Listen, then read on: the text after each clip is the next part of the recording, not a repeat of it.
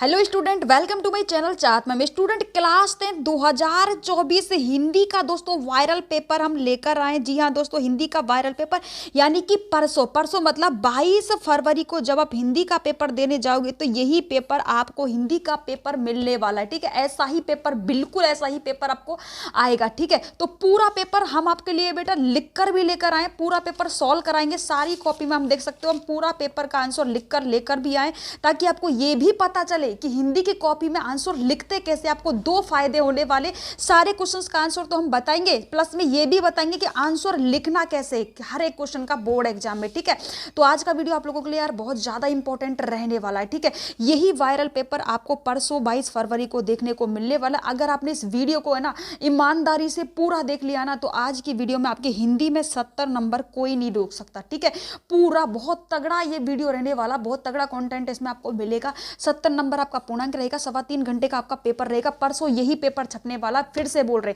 हर एक क्वेश्चन को नोट कर लेना। ठीक है, हर एक क्वेश्चन आप लोगों के लिए बहुत ज्यादा इंपॉर्टेंट है। चलो वीडियो को स्टार्ट करते हैं। चैनल पर पहली बार विजिट करो तो सब्सक्राइब जरूर कर लीजिएगा। तो फर्स्ट में हम देखते हैं। तो देखो बेटा, फर्स्ट में आपके बहुविकल्पी क्वेश्चन आएंगे। टोटल 20 क्वेश्चन आएंगे, 20 नंबर इसका पूर्णांक होगा। एक क्वेश्चन 1 नंबर का आपका रहेगा। ठीक है, तो फर्स्ट क्वेश्चन हमारा रहेगा, बाबू गुलाब राय किस युग के लेखक है? तो बाबू गुलाब राय भारतेंदु युग के लेखक है, द्विवेदी युग के लेखक है, शुल्क युग के लेखक है, या शुल्कांतर युग के लेखक है? तो बाबू गुलाब राय जो है वो किस युग के हैं? द्विवेदी युग के लेखक है। ठीक है, बी ऑप्शन आपका बिल्कुल ठीक हो जाएगा। अगला क्वेश्चन है, फिर बोल रहे वायरल पेपर है, हर एक क्वेश्चन को नोट कर लेना, क्योंकि बाद में पछताओगे। उससे अच्छा है कि अभी मौका है तो उसका फायदा उठा लिया जाए। ठीक है, अगला क्वेश्चन है आपका, चिंतामणि किस विधा की रचना है? तो चिंतामणि है निबंध है बेटा, कविता है, नाटक है, कहानी है। तो चिंतामणि है वो क्या है? निबंध है। तो ये ऑप्शन आपका बिल्कुल सही हो जाएगा।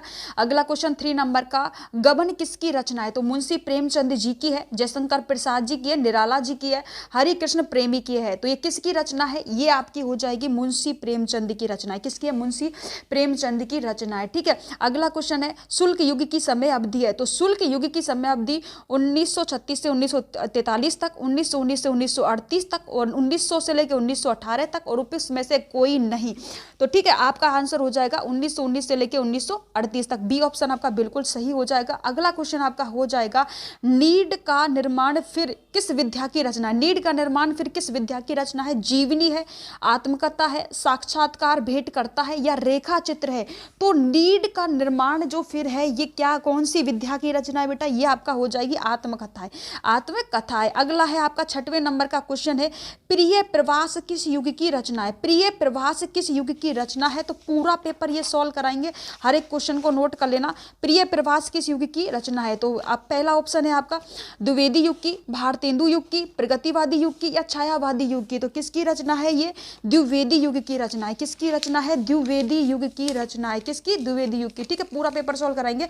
अगला क्वेश्चन है आपका 7 नंबर का, मधुशाला किसकी रचना है? तो रामधारी सिंह दिनकर जी की है, हरि औस्त की है, हरिराज बच्चन जी की है, सुमित्रानंद पत की है। तो देखो मधुशाला, मधुबाला जो है ये हरिवंश राय बच्चन जी की क्या है? आपकी रचना है। ठीक है, अगला क्वेश्चन है, भारत भारती किसकी रचना है?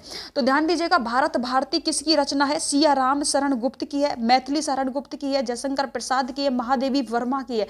तो ध्यान दीजिएगा, ये जो भारत भारती है ये मैथिली शरण गुप्त की रचना है। ठीक है, अगला क्वेश्चन है आपका 9 नंबर का, आधुनिक काल कब से कब तक रहा था? आधुनिक जो काल है वो आपका 1843 से अब तक है, या फिर 1643 ईस्वी से 1843 तक है, या फिर सी ऑप्शन 1918 से 1936 तक है, 1936 से 1943 तक है। तो आधुनिक काल है वो आपका 1918 से और अब तक है। अगला क्वेश्चन रहेगा 10 नंबर का, मतीराम किस युग के कवि हैं? तो मतीराम है आधुनिक युग के है, आदिकाल के है, भक्ति काल के है, रीति काल के है। ठीक है, तो मतीराम है रीति काल युग के कवि है। किसके? रीति काल युग के कवि है। अगर इस वीडियो को आपने पूरा देख लिया ना तो आपके 70 नंबर है ना बिल्कुल पक्के हो जाएंगे। ठीक है, नोट कर लो यार इस बात को और देख लीजिएगा, यही पेपर आपको 22 फरवरी को मिलेगा, 100% गारंटी है यार। अगला क्वेश्चन है, हास्य रस का स्थायी भाव है। ठीक है, तो आपका जो हास्य रस है उसका स्थायी भाव क्या है? शोक है, रीति है, हास्य है, निवेद्र है। तो क्या है? हास्य का हास्य हो जाएगा। अगला क्वेश्चन अपना अगला क्वेश्चन है, सोहत ओढ़ पीत पट श्याम सलोने गात मनो नीलमणि शैल का आपत प्रिया प्रकाश। तो इसमें उपयुक्त पंक्ति जो आपको ये दी गई है, दोनों पंक्तियों में अलंकार आपसे पूछा है, तो अलंकार उपमा अलंकार है, उपेक्षा अलंकार है, रूपक अलंकार है, श्लेष अलंकार है। तो इसमें इन दोनों पंक्तियों में कौन सा उपेक्षा अलंकार आपका यहाँ पर बेटा बिल्कुल ठीक हो जाएगा। अगला क्वेश्चन है रोला छंद में कुल कितने चरण होते हैं। तो ठीक है, रोला छंद में कितने चरण होते हैं। तो रोला छंद में बेटा कितने चरण होते हैं, 4 चरण होते हैं। ठीक है, अगला क्वेश्चन है आकर्षण शब्द में किस उपसर्ग का प्रयोग किया गया है। तो आकर्षण है तो आप डायरेक्ट दे सको आ, तो मतलब आ का यहाँ पर क्या किया गया, उपसर्ग का प्रयोग किया गया। अगला क्वेश्चन है रचना के आधार पर वाक्य के कितने भेद हैं। तो रचना के आधार पर पूछा है तो 2 होते हैं, 5 होते हैं, 6 होते हैं, 3 होते हैं। अब रचना के आधार पर पूछा है तो रचना के आधार पर कितने होते हैं, 6 भेद होते हैं। कितने होते हैं रचना के आधार पर, सॉरी रचना के आधार पर 3 होते हैं। क्या होते हैं, रचना के आधार पर कितने होते हैं, 3 भेद होते हैं। ठीक है, 3 आपका बिल्कुल सही हो जाएगा। पीताम्बर में कौन सा समास है, कर्मधारय समास है, द्वंद्व समास है, बहुवीर्य है, तत्पुरुष समास है। तो ध्यान दीजिएगा कि जो पीताम्बर है यहाँ पर बहुवीर्य समास आपका हो जाएगा। अगला क्वेश्चन है आंसू का तत्सम रूप है। तो आंसू का तत्सम रूप क्या होगा वो आप देख लीजिएगा। आंसू का तत्सम रूप तो क्या हो जाएगा, आश्रु हो जाएगा। मतलब ए ऑप्शन ही आपका बिल्कुल ठीक हो जाएगा। ठीक है, अगला है कृत्य वाच्य में किसकी प्रधानता होती है। देखो कृत्य जो वाच्य कर्ता की है, कर्म की है, भाव की प्रधानता इनमें से कोई नहीं। तो कृत्य वाच्य है, तो कृत्य वाच्य में अगर प्रधानता पूछी जाएगी तो वो कर्ता की ही होती है बेटा। अगला है तांभ्य शब्द में वचन और विभक्ति आपसे पूछा है। षष्ठी विभक्ति एक वचन है, बी ऑप्शन सप्तमी विभक्ति द्विवचन है, षष्ठी विभक्ति बहुवचन है, चतुर्थी विभक्ति बहुवचन है। तो इसमें चतुर्थी विभक्ति बहुवचन आपका बिल्कुल सही हो जाएगा। अगला क्वेश्चन है निम्नलिखित में से सर्वनाम पूछा है। तो सर्वनाम देखो मनुष्य क्या है, मनुष्य बेटा एक संज्ञा है। संज्ञा कैसे है कि मनुष्य जो है एक जाति है, मनुष्य क्या है, जाति है। तो जातिवाचक संज्ञा। बचपन क्या है, बचपन एक भाव है जो हमें कभी दिखाई नहीं दे सकता, हम उसको छू नहीं सकते पर उसको हम महसूस कर सकते। तो भाववाचक संज्ञा और वह क्या है, सर्वनाम। इनमें से कोई नहीं, तो आपका सी ऑप्शन बिल्कुल ठीक हो जाएगा। ठीक है, अब आपके वर्णनात्मक जो प्रश्न है यानी कि बी खंड स्टार्ट हो चुका है। ठीक है, और इसका पूर्णांक हो जाएगा 50 नंबर का। जो हमारे बहुविकल्पी क्वेश्चन थे वो 20 नंबर के थे और ये हो गया 50, तो टोटल कितना हो गया, 70 नंबर का हो गया। अब देखो इसके आंसर आपको लिखना कैसे है, क्या करना है। अब मेरी बात को थोड़ा ध्यान से सुनिएगा। वर्णनात्मक का पहला प्रश्न है निम्नलिखित गद्यांश में 3 प्रश्नों के उत्तर दीजिए।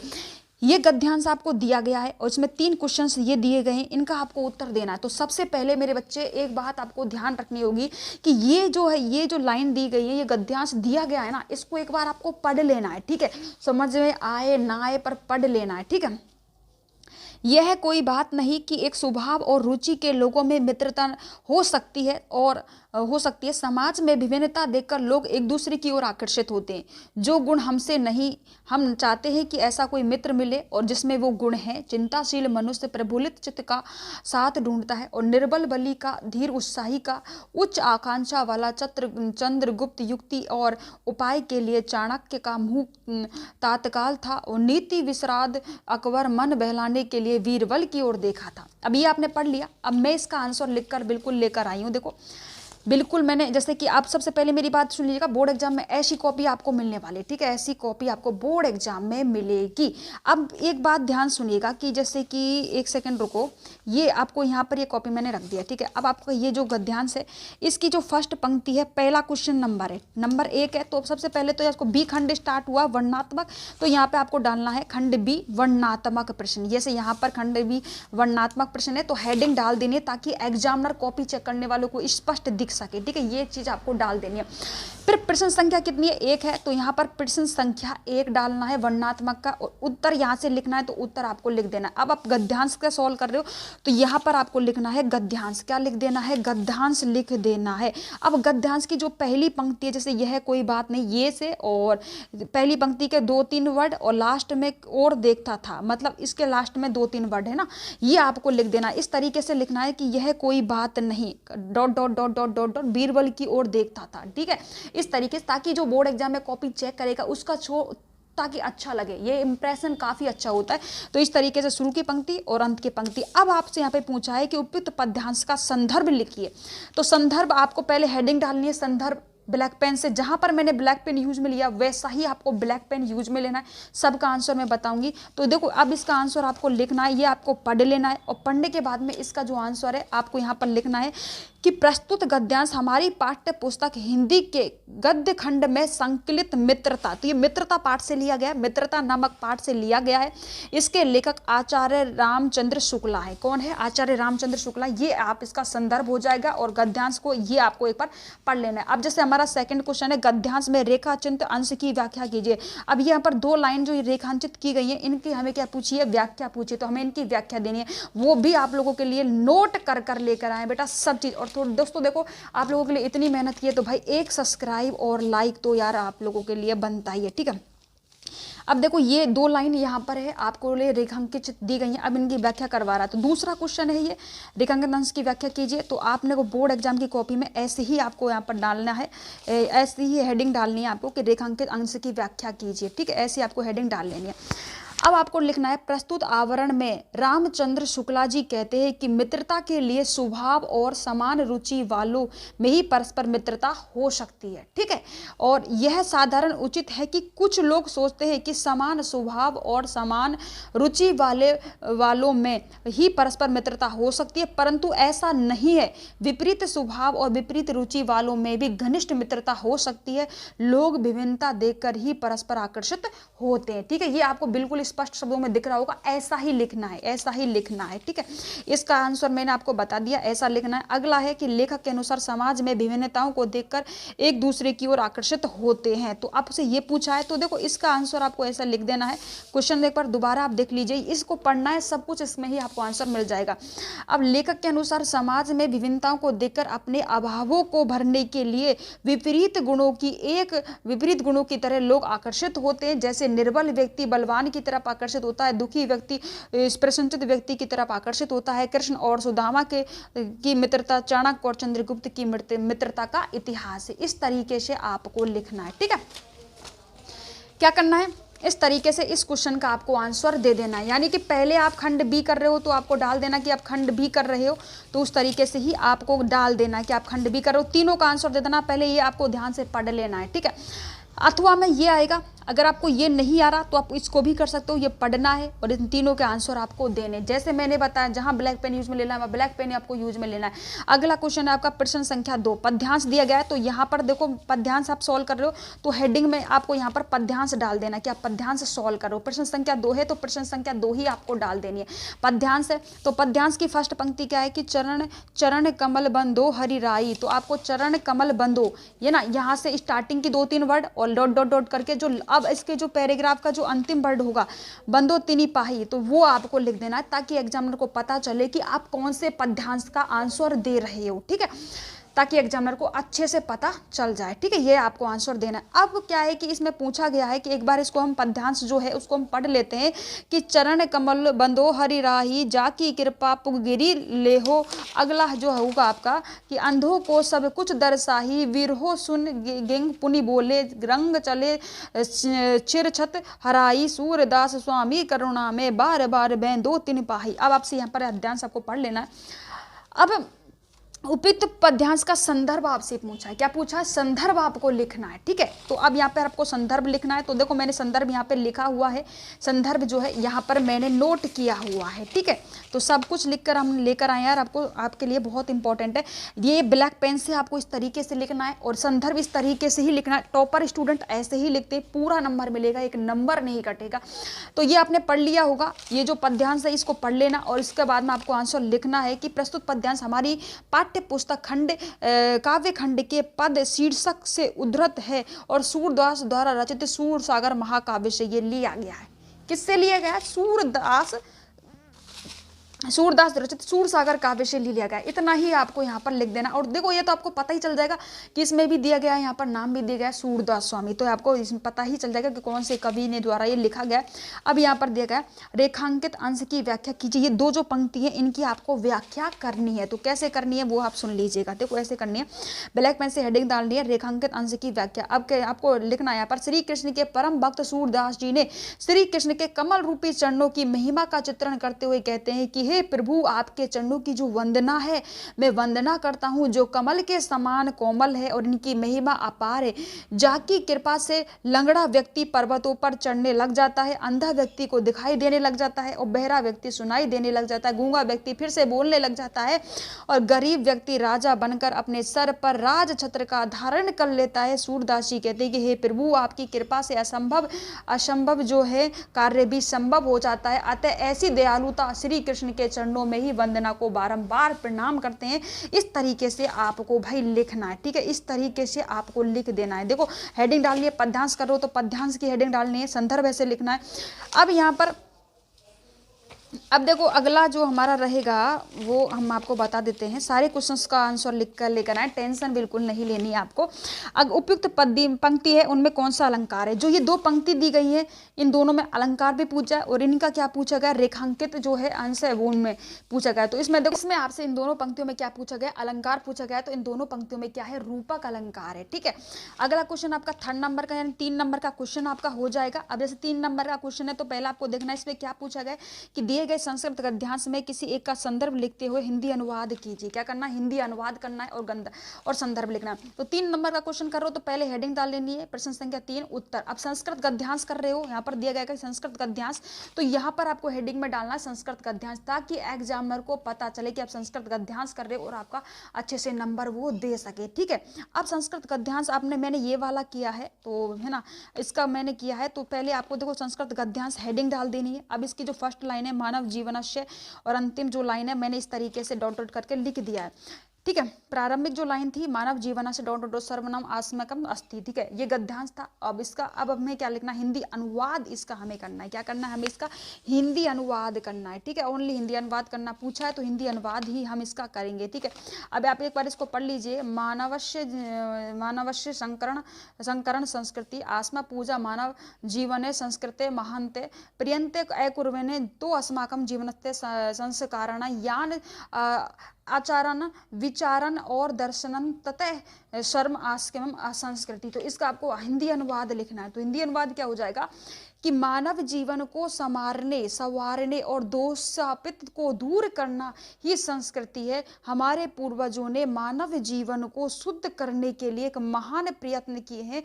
उन्होंने हमारे जीवन के संस्कारों के लिए जितने अत्याचारों और विचारों को दिखाया है वे सब हमारी क्या है, संस्कृति है। तो आपको इस तरीके से लिखना है, संस्कृत का अध्यास करो इस तरीके से लिखना है। मैंने जैसे बताया ना, अगर आपने कॉपी में ऐसे लिख दिया ना भाई, पक्का है यार, 1 नंबर नहीं कटेगा आपका, 1 नंबर। अगला क्वेश्चन हम देखते हैं कौन सा रहेगा। 4 नंबर का क्वेश्चन है हमारा। अब हमारा 4 नंबर का क्वेश्चन है, हम सॉल्व कर लेते हैं। दिए गए संस्कृत पद्यांश में किन्हीं संदर्भ लिखिए और हिंदी अनुवाद पूछा है। तो इसमें भी हमें संदर्भ पूछा है और हिंदी अनुवाद हमें पूछा। तो हम देखेंगे पहले यहाँ पर हमने 4 नंबर का तो 4 नंबर डाल दिया। अब संस्कृत पद्यांश है तो मैंने यहाँ पर हेडिंग डाल दिया संस्कृत पद्यांश। अब कौन सा है भाई, मैंने ये वाला किया है सर्वभवन्तु सुखनीय। तो यहाँ पर मैंने सर्वभवन्तु सुखनीय और डॉट डॉट करके और इसकी अंतिम जो लाइन है वो यहाँ पर काश्यदे भवन्ते ये आपने लिख देनी है, ठीक है। अब इसमें क्या पूछा है, इसे पूछा संदर्भ और हिंदी अनुवाद। तो इसका देखो सर्वभवन्तु सुखनीय का, इसको एक बार पढ़ लीजिए आप इस श्लोक को। सर्वभवन्तु सुखनीय सर्वे सन्तु निरामया सर्वे भद्राणि पश्यन्तु माँ का शब्दो भाव भवे। तो इसका अब आपको हिंदी अनुवाद और करना है और क्या लिखना है, संदर्भ। यहाँ पे पूछा तो संदर्भ भी लिखना है, ठीक है। अब इसका संदर्भ क्या हो जाएगा, इस तरीके से हेडिंग डाल देनी है ब्लैक पेन से और इसका संदर्भ लिखना है कि प्रस्तुत श्लोक हमारी पाठ्य पुस्तक हिंदी के संस्कृत खंड के भारतीय संस्कृति, ठीक है, भारतीय संस्कृति नामक पाठ से लिया गया। पाठ का नाम लिख देना, भारतीय संस्कृति नामक पाठ से ये लिया गया है। और इस श्लोक के माध्यम से कवि ने संसार के कल्याण की कामना की। किसकी कामना की है, कवि ने संसार के कल्याण की कामना यहाँ पर की गई है, ठीक है। तो इस तरीके से आपको यहाँ पर लिख देना है, ठीक है। अब इसका हिंदी अनुवाद भी पूछा, यहाँ पर दिया गया है कि हमने संदर्भ तो लिख दिया पर उसके बाद में हिंदी अनुवाद दिया और यहाँ पर पूछा गया है। तो अब इसका हिंदी अनुवाद क्या होगा कि संसार में सब सुखों को ही निरोगी हो, सब सुख क्या हो बेटा, निरोगी हो और सभी का कल्याण देखे, कोई दुख का भागी न हो। इसका आपको हिंदी अनुवाद लिख देना है। जैसे मैंने 4 नंबर का क्वेश्चन हेडिंग डाली है वैसे ही संस्कृत पद्यांश है तो संस्कृत पद्यांश हेडिंग डालना है। इस तरीके से ही आपको बिल्कुल जैसे मैंने कॉपी में लिखा है वैसे ही आपको यहाँ पर लिख कर आना है, ठीक है। अब हम करेंगे 5 नंबर का क्वेश्चन। अपने पाठ्य खंड के आधार अपने पठित खंड काव्य के आधार पर निम्नलिखित प्रश्नों में से एक का उत्तर आपको देना है। जैसे ये 5वें नंबर का प्रश्न है तो मैंने हेडिंग यहाँ पर प्रश्न संख्या 5 डाल दिया। उत्तर कर रहे हैं तो उत्तर मैंने लिख दिया।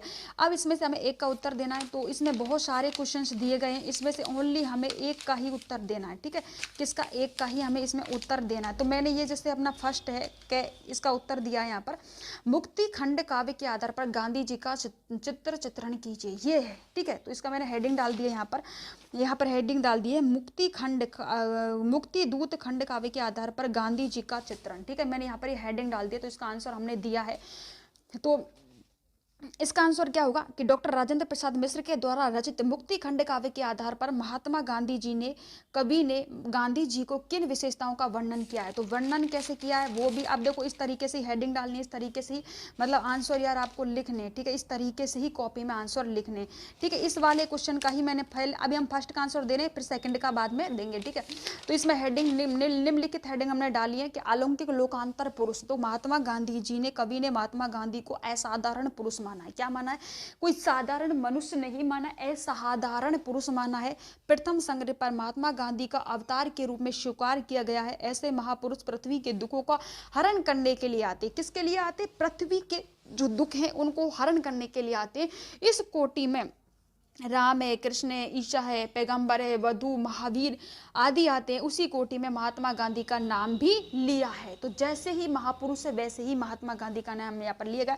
सेकंड हेडिंग ऐसे ही डालनी है, दलितों द्वारा का। तो महात्मा गांधी ने ब्लैक पेन से हेडिंग डालनी है कि महात्मा गांधी के जीवन भर दलित, पिछड़े और हरिजनों को गले लगाया। बहुत दिनों तक वो हरिजनों की बस्ती में भी रहे। गांधी जी ने जीवन भर जो मुख्य उद्देश्य है हरिजनों का उद्धार किया है, ठीक है, उद्धार उन्होंने किया है। अगली हेडिंग हो जाएगी की देशभक्ति या मातृभक्त। अब होगा क्या कि गांधी जी ने जीवन भर उनकी माता के चरित्र की गहरी छाप उन पर लगी हुई, क्या लगी? गहरी छाप लगी है। और इस द्वितीय संग्रह में उन्होंने अपनी माता को ग्रहण किया है और गांधी जी का उदार, परोपकार, सत्य आदि गुण उनकी माता ने ही उनको सिखाया। अगला पॉइंट आपका हो जाएगा 6 पॉइंट मैंने इस पे नोट किए हैं। और 3 नंबर का यार देखो, तो ये क्वेश्चन है ना आपका यहाँ पर देख सकते हो 3 नंबर का है। कितने नंबर का? 3 नंबर का है। तो 3 नंबर में आपको इतना तो दोनों क्वेश्चंस का आंसर लिखना है। तो पहले अभी हमारा फर्स्ट ही चल रहा है। गांधी जी ने अडिग और निर्भय। तो गांधी जी वो निश्चय और अटल रहने वाले व्यक्ति थे। उन्होंने अंग्रेजों के अत्याचार से पीड़ित भारतीय जनता का उद्धार करने के लिए आगे आए थे। अगली हेडिंग हो जाएगी मानवीय गुणों का से भरपूर। तो गांधी जी का चित्रण उनके गुणों का भंडार तथा उनकी सत्ता, परोपकार, करुणा, अहिंसा और देशभक्त आदि के गुण कूट कूट कर उनमें भरे हुए हैं। क्या भरे हुए हैं? कूट कूट कर में भरे हुई है। अब अगला क्वेश्चन क्या हो जाएगा? अगला पॉइंट, सेकंड पॉइंट का आंसर लिखना है कि मुक्ति जो दूत है खंड काव्य के चतुर्थ सर्ग का कथनानक अपने शब्दों में लिखे, ये लिखना है। तो इसकी मैंने हेडिंग डाल दी है, ये सेकंड नंबर डाल के यहाँ पर मैंने हेडिंग डाल दी है। चतुरांक का कथनानक आपको लिखना है। तो इसमें आपको लिखना है कि इसमें लिखना है चतुर्थ सर्ग में भारत की स्वतंत्रता के लिए गांधी जी के द्वारा चलाए जा रहे आंदोलन का वर्णन है। जलियांवाला बाग की नरसंहार घटना हो जाने के कारण गांधी जी ने अगस्त 1920 में देश की जनता को असहयोग आंदोलन के लिए आह्वान किया और देश और लोगों ने सरकारी उपलब्धि लौटा दी और विदेशी सम्मान को बहिष्कार किया। तो ये आपको मतलब 3 नंबर का आएगा। ये पूरा क्वेश्चन 3 नंबर का आपका रहेगा। और इस तरीके से जैसे मैंने लिखा है वैसे ही हेडिंग डाल के आपको इसका आंसर इस तरीके से ही लिखना है। अगला जो क्वेश्चन हमारा हो जाएगा वो अगला क्वेश्चन हमारा हो जाएगा जीवन परिचय का 6 नंबर का क्वेश्चन हो जाएगा, ठीक है। हमारा 5 नंबर के क्वेश्चन जो है ये, इसमें से एक का ही हमें आंसर लिखना है। अब हम 6 नंबर का क्वेश्चन पर आ जाते हैं कि दिए गए लेखकों में से किसी एक का जीवन परिचय लिखते हुए उसकी उनकी प्रमुख रचना का उल्लेख हमें करना है, ठीक है। तो यहाँ पर 3 दिए गए, इनमें से आप किसी का भी लिख सकते हो, ठीक है, किसी का भी लिख सकते हो, चाहे आपको अगर इसका सबसे अच्छा दो आपको आता हो, ठीक है। राजेंद्र प्रसाद जी, जयशंकर प्रसाद आचार्य, बहुत ज़्यादा इंपॉर्टेंट है। तो हमने यहाँ पर लिखा जयशंकर प्रसाद जी का जीवन परिचय हमने लिखा। 6 नंबर का क्वेश्चन है। तो 6 नंबर का क्वेश्चन है तो हेडिंग मैंने डाल दिया 6 नंबर। आंसर लिख रहे हैं तो हमने उत्तर डाल दिया। अब हम जीवन परिचय लिख रहे हैं, किसका लिख रहे हैं? जयशंकर प्रसाद जी। तो ब्लैक पेन से आपको जयशंकर प्रसाद जी और जीवन परिचय आपको यहाँ पर लिख देना है, ठीक है। इस तरीके से आपको इसका आंसर लिख देना है। अब इसके लिए ना आपको 2 चीज काम में लेनी है, एक तो ब्लैक का पेन लेना है और कॉपी में, और स्केल भी आपको काम में लेना है। इस तरीके से यहाँ पर लाइन खींच लेनी है स्केल की सहायता से, और इस तरीके से बॉक्स में आपको क्या लिखना है? जन्म वगैरह लिखना है। अब जीवन परिचय लिख रहे हो तो सबसे इंपॉर्टेंट है कि जो एग्जामिनर होता है ना वो ये चीज नहीं पढ़ता। जीवन परिचय में मोस्टली यही है कि जो एग्जामिनर होगा वो ये जो बीच में आपने लिखा है ना इस चीज को नहीं पढ़ेगा। जो कॉलम में आपने ये लिखा है ना बस इसको देखेगा, क्योंकि उसके पास हजारों कॉपियों के बंडल आते हैं, हजारों लाखों कॉपियां उसके पास चेक होने के लिए आती है। तो हर एक चीज को पढ़ेगा तो उसके पास इतना टाइम होता नहीं है, ठीक है। ये चीज नहीं पढ़ता, वो यही पढ़ेगा कि उसका जन्म 30 जनवरी 1890 ईस्वी में हुआ। कहाँ हुआ? वाराणसी में हुआ था। वाराणसी। मृत्यु कब हुई? 1937 ईस्वी में हुई।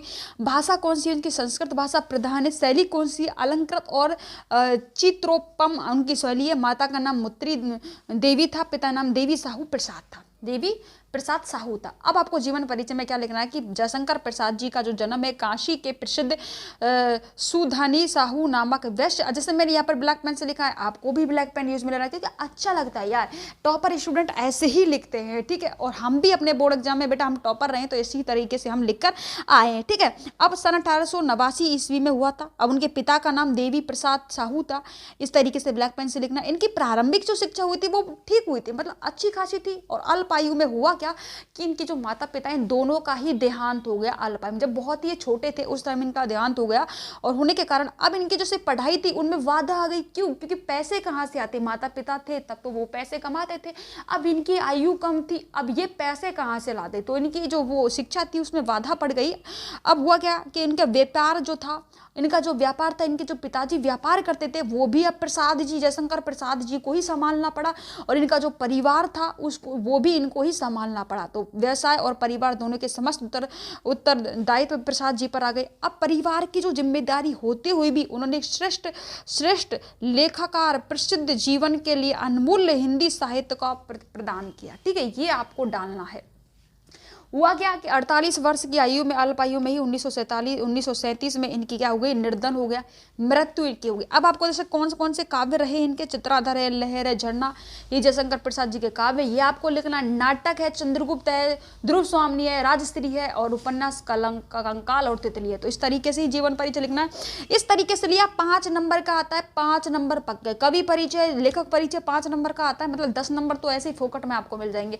ये याद कर लेना, ये आपका बिल्कुल सही होना चाहिए। यहाँ पर तो आप कुछ भी लिख दोगे ना, कोई फर्क नहीं पड़ रहा यार, कुछ भी लिख दोगे, क्योंकि ना ये चीज अगर सही है वो इसी चीज को देखता है। अगला क्वेश्चन हमारा हो जाएगा, तो अगला जो क्वेश्चन है वो हमारा क्या हो जाएगा भाई, अगला क्वेश्चन हमारा हो जाएगा कि दिए गए ख, अब जैसे हमने 6 का पहला कर लिया, अब ख पूछा यहाँ पर, दिए गए में से एक जीवन परिचय लिखते, कवियों का जीवन परिचय। अभी हमने लेखक का जीवन परिचय लिखा था और अब इसमें पूछा सेकंड में कवियों का परिचय लिखते हुए उसकी प्रमुख रचनाओं का उल्लेख कीजिए। तो हमने गोस्वामी तुलसीदास जी का ही लिख देते हैं, तो हमने गोस्वामी तुलसीदास जी का जीवन परिचय यहाँ पर लिख दिया है, ठीक है। अब यहाँ पर जैसे आप गोस्वामी तुलसीदास जी का जीवन परिचय लिख रहे हो, हेडिंग डाल देंगे गोस्वामी तुलसीदास जी का जीवन परिचय। अब हुआ क्या, जैसे मैंने यहाँ पर बताया है कि इस तरीके से आपको जन्म कॉलम बना लेना है, उसमें जन्म है, मृत्यु है, जन्म स्थान है, माता का नाम है, पिता का नाम है, पत्नी है, रचनाएं, वो आपको लिख देनी है। इनका जन्म 1532 ईस्वी में हुआ था और इनकी जो मृत्यु हुई थी वो 1623 ईस्वी में हुई थी। इनका जन्म राजापुरा यूपी में हुआ था। माता का नाम हुलसी था, पिता का नाम आत्माराम दुबे था, पत्नी रत्नावली थी और रामचरितमानस इनके द्वारा रचा गया था। अब ये भी देख लीजिए कि तुलसीदास जी का जो जन्म है वो 1532 ईस्वी के राजापुरा बंदा नामक गांव में हुआ और कुछ विद्वान मानते थे कि इनका जो जन्म है एटा जिले के सिरो नामक स्थान पर हुआ था। तुलसीदास जी के जो पिता है आत्माराम दुबे और उनकी माता का नाम हुलसी था। अब तुलसीदास जी बचपन से बड़े कष्टों में इन्होंने बिताया। इनका जो बचपन था वो क्या गरीबी थी, बहुत ज़्यादा गरीबी थी, तो गरीबी में तो कष्ट ही होते हैं, तो कष्ट उनसे बिताया। तुलसीदास जी का विवाह दीनबंधु पाठक की पुत्री एक रत्नावली से हुआ। रत्नावली इतनी सुंदर थी, इतनी सुंदर स्त्री थी, बहुत ही ज़्यादा, अगर कोई भी दिखेगा तो उसकी नज़रें नहीं हटती थी, बहुत ही ज़्यादा सुंदर स्त्री थी ये। तुलसीदास जी ने अपनी पत्नी से बहुत ज़्यादा प्रेम करते। अब नॉर्मली बात है कि सुंदर है तो उससे प्रेम तो करते ही होंगे। अब एक दिन उनकी पत्नी और उनके बीच में झगड़ा हो गया। अब पत्नी क्या है कि मतलब गुस्सा हो गई, अपने मायके चली गई और जो तुलसीदास जी इनको बताया नहीं। जब तुलसीदास जी को पता चले अच्छा बेटा गाँव चली गई अपने, तो तुलसीदास जी ने भी आधी रात को तूफान का सामना करते हुए उसके पीछे पीछे ससुराल पहुंच गए। अब पीछे पीछे ससुराल पहुंचे तो उनकी पत्नी को बड़ा तेजी गुस्सा आया, बोला कि यार वहां भी झगड़ा कर लिया, यहाँ भी चैन से नहीं रहने दे रहे, पीछे पीछे ही आ गए। तो उनकी पत्नी ने उनसे कहा लाज ना आई आपको दौर आए हुए साथ। उन्होंने कहा कि आपको बिल्कुल भी शर्म नहीं आई, आपको दौड़े आए हुए साथ कि मेरे पीछे पीछे आते हुए। इस पत्नी की इस फटकार से तुलसीदास जी को बहुत ही मतलब सबकॉन्शियस माइंड में यह बात चली गई, बहुत ज्यादा गहरी ये बात चली गई। उन्होंने सांसारिक मोह माया से विरक्त हो गए, छोड़ दिया, ठीक है। और उन्होंने क्या किया, तुलसीदास जी ने एक प्रसिद्ध ग्रंथ रामचरितमानस की रचना की और इनकी करी, और जो आपके 1623 ईस्वी में इनकी मृत्यु हो गई। रचना कौन सी? रामचरितमानस थी, विनय पत्रिका थी, गीतावली थी और कवितावली थी। तो ये आपको इस तरीके से जीवन परिचय आपको लिख देना है, ठीक है। इस तरीके से गोस्वामी तुलसीदास जी का जीवन परिचय आपको लिख देना है। अब आपको देखना है ये क्वेश्चन नंबर आपका कौन सा रहेगा। तो देखो अगला क्वेश्चन जो आपका रहेगा क्या कि पाठ्य पुस्तक 7 नंबर का है। पाठ्य पुस्तक के आधार पर कंठस्थ कोई 2 श्लोक लिख दिए। तो ये 2 श्लोक है, आपको भाई याद करने, कोई भी 2 श्लोक याद कर लीजिएगा अपनी पाठ्य पुस्तक से कंठस्थ, और उनको आपको लिख देना है। ठीक है, ठीक है, लिख देना है। और अगला क्वेश्चन है, निम्नलिखित में से किन्हीं 2 प्रश्नों का उत्तर लिखिए। तो मतलब आपको यहाँ पर संस्कृत में उत्तर देना है। भारतीय संस्कृति मूले किमस्ति, तो यहाँ पर मैंने आंसर लिखा है कि विश्वास से श्रेष्ठ ईश्वर अस्ति, अति भारतीय संस्कृति मूले अस्ति। ठीक है, ये आपको लिख देना है। इसका आंसर 8वें नंबर का है, प्रश्न संख्या डाल देनी है और आंसर आपको डाल देना।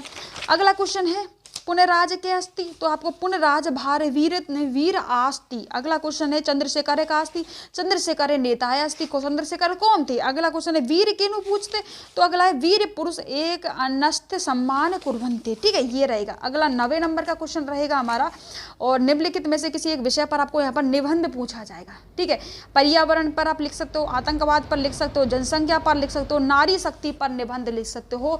यानी कि निबंध लिखने के लिए आपको इन चारों में से एक टॉपिक चुनना पड़ेगा जो आपसे सबसे अच्छा आता है। ठीक है, तो मेरी बात को थोड़ा गौर से सुनना। निबंध लिखने के लिए सबसे पहले आपको प्रस्तावना डालना है, प्रस्तावना डालना है। अब जैसे आप लिख रहे हो नारी शक्ति, तो नारी शक्ति का प्रस्तावना आपने डाल दिया, हेडिंग डाल दी निबंध, और निबंध के बाद में बड़े सेक्शनों में डाल देना नारी शक्ति, बीच में आपको डाल देना। उसके बाद में प्रस्तावना में कुछ लिखना है, उसके बाद में खुद के मन से 1-2 पॉइंट बना लो, और बनाने के बाद में लास्ट में उपसंहार इसका लिख देते हैं, उपसंहार।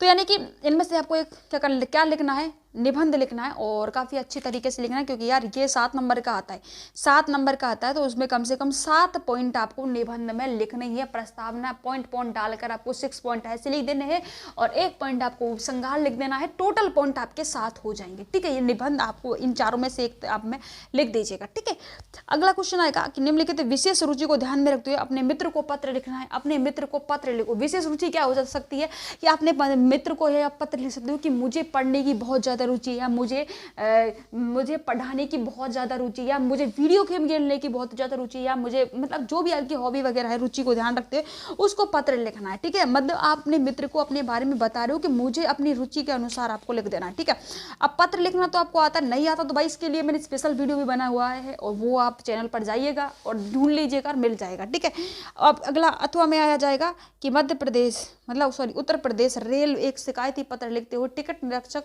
द्वारा किए गए उग्र व्यवहार का उल्लेख करना है। तो ये भी आपको दोनों में से कोई एक कर लीजिएगा, दोनों में से एक ही करना है। 4 नंबर का आएगा, और 4 नंबर में दोनों में से एक करना है। तो यार मैंने ना करीबन आपको सारे क्वेश्चंस का आंसर मैंने बता दिया। ठीक है, ऐसे कॉपी लिखनी है आपको। ठीक है, हर एक क्वेश्चन का आंसर ऐसे ही लिखना है। सारे क्वेश्चंस का आंसर मैंने बता दिया है। अगर ये पेपर आपने तैयार कर लिया तो भाई आपके 70 नंबर बिल्कुल पक्का हो जाएंगे, क्योंकि यही वायरल पेपर आपको मिलने वाला है। ठीक है, यही वायरल पेपर 22 फरवरी परसों यही पेपर आपको मिलेगा। ठीक है, तो मेरी बात को जाते जाते इतना कहेंगे कि यार जाते जाते वीडियो को शेयर कीजिएगा, लाइक कीजिएगा, और अपने दोस्तों के साथ शेयर कीजिएगा, क्योंकि इस वीडियो को बनाने में यार वास्तव में मेहनत लगी है। ठीक है, बहुत ज़्यादा मतलब बहुत टाइम लगा है इस वीडियो को तैयार करने में, बहुत मेहनत लगी है। तो लाइक शेयर सब्सक्राइब जरूर करिएगा, अपने दोस्तों के साथ शेयर करना ना भूलें। आज की वीडियो में इतना ही, अब मिलेंगे नेक्स्ट वीडियो में। और अगर आपको हिंदी में अभी तक आपकी कुछ भी तैयारी नहीं है, आपकी बिल्कुल तैयारी नहीं है, तो उसके लिए मैं अभी नेक्स्ट वीडियो बस उसी टॉपिक पर बनाएंगे, और शाम तक आपके लिए अपलोड हो जाएगा वो वीडियो भी। तो आज की वीडियो में इतना ही, मिलते हैं नेक्स्ट में, तब तक के लिए bye bye, take care, love you.